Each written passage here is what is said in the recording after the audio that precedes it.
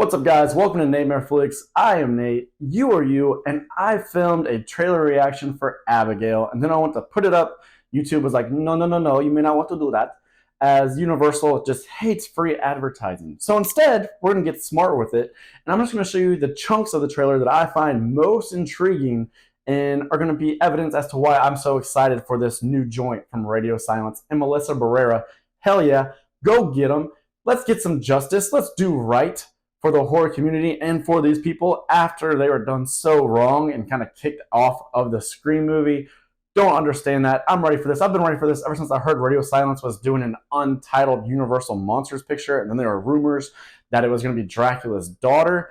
When I heard that and that Barrera was attached, I just assumed she'd be Dracula's daughter. No. We have something much different going on here, and let's get into it right now. So what I like is, as you can see here, we have a young girl getting kidnapped, and of course she's going to be revealed to be our vampire, our little bad, our big bad, our little bad. You get what I'm saying here.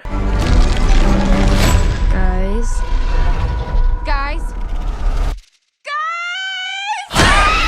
She is the villain in this story, but what I like is that kind of moral grayness to this. To me, this is very Don't Breathe, one of my favorite modern horror films, in which a couple of burglars from a rough economic setting are looking to get ahead, and they find it to be their best chance to go after a blind man, only to get into the blind man's home and find out he's far worse than they ever were, and he's got some tricks up his sleeves.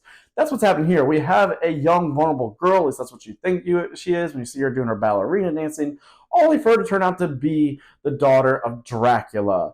So whose kid is she? And then, as we proceed further, we have Giancarlo Esposito here, kind of like our master of ceremonies. He's playing the Vincent Price role. This feels like something straight out of one of the Dark Castle movies. You know the rules. No real names, no backstories, no cell phones. To where there's a sick, twisted game being played. He's not telling this nice ensemble here of familiar horror faces what is really going on. They think that they've taken this girl to hold hostage and then to get ransom of some $50 million. A very wealthy man who's about to be $50 million poorer. Which does kind of create a cool little conundrum for the audience, because normally you'd hate these people for kidnapping a little girl. But when little girl turns out to be an actual literal monster. We kidnapped a fucking vampire. A ballerina vampire.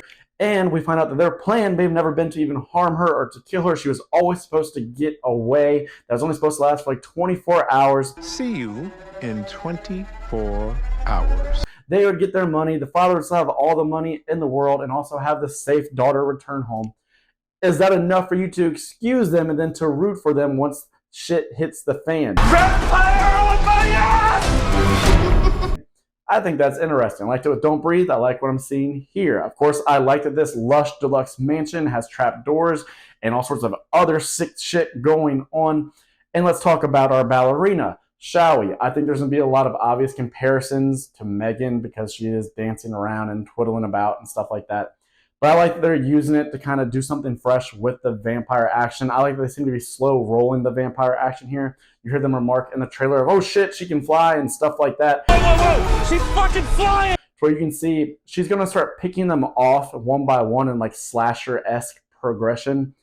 And just when they start to think they have it handled and they know how to defeat her, you can tell she's going to unveil a new power that's going to make you, the audience, go, how the fuck are they going to get out of this alive? Will they get out of this alive?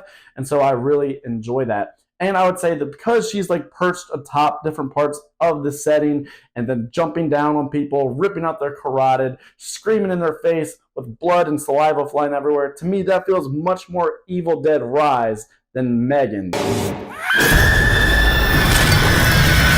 This seems way more intense.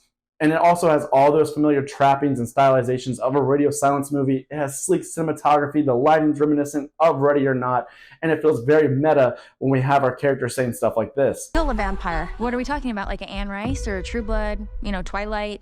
So I think there's just a lot to love, from directors that we trust to faces that we are invested in rooting for, like Melissas Barrera and then Catherine Newton, Dan Stevens, Giancarlo Esposito. There's just a lot going on here. This is how you retool a classic film that may be very well dated. This is how you springboard it into modern times to do something fun, fresh, and visceral with it.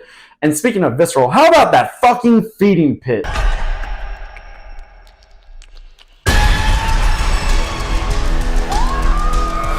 Where we see the remains of past victims, so it would appear. This is where I'm like, this has to be Dracula's mansion, right? You fools willingly kidnapped Dracula's daughter, and you did at his own behest, all the unknowing, and now she's going to feed on you. He might feed on you. Will Dracula make an appearance? Make your prediction down below. Are you excited for Abigail? If you weren't, did I sell you on it? Do you like my ideas for this film? Let me know where this one ranks on your most anticipated horror movies list of 2024. I'm Nate from Nightmare Flicks saying that's a wrap.